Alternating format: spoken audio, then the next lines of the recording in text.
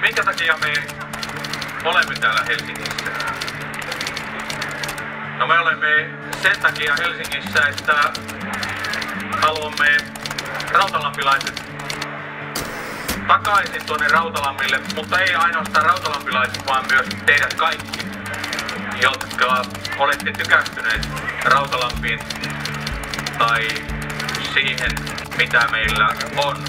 Jos ette tiedä, niin tulkaa katsomaan tämän viikon jälkeen.